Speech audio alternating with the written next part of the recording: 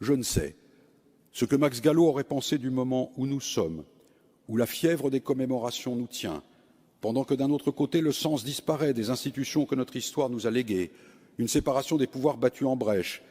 les principes du droit criminel rongés sur leur marge, la représentation abaissée, la confusion des fonctions et des rôles recherchés sans hésitation,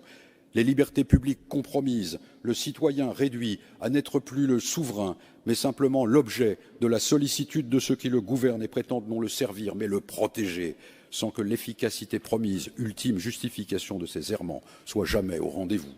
Chacun faisant appel au gouvernement, aux procureurs, aux sociétés de l'information, pour interdire les opinions qui le blessent, où chaque groupe se croit justifié de faire passer chacun pour son compte la nation au tourniquet des droits de créance, où gouvernement et parlement ensemble prétendent, comme si la France n'avait pas dépassé la minorité légale, en bannir toute haine, oubliant qu'il est des haines justes et que la République s'est fondée sur la haine des tyrans. La liberté, c'est être révolté, blessé, au moins surpris par les opinions contraires. Personne n'aimerait vivre dans un pays où des institutions généralement défaillantes dans leurs fonctions essentielles, celles de la représentation comme celles de l'action, se retrancheraient en nous disant quoi penser, comment parler et quand se taire.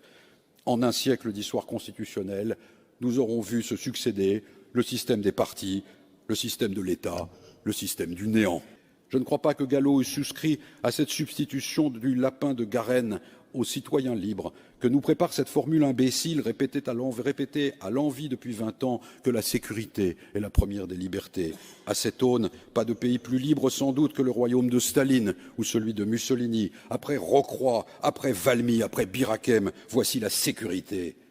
comme la ceinture du même nom, comme le rêve de l'escargot. Max Gallo se souvenait que nos prédécesseurs avaient créé, maintenu, défendu le trésor de la liberté dans des époques autrement plus dangereuses que la nôtre. Il avait pressenti ce fléchissement de l'intelligence et de la volonté qui nous fait consentir à toutes les platitudes, et l'on s'en va répétant que les temps sont difficiles. Mais les temps, comme Max Gallo nous l'a rappelé pendant un demi-siècle, sont toujours difficiles pour ceux qui n'aiment pas la liberté.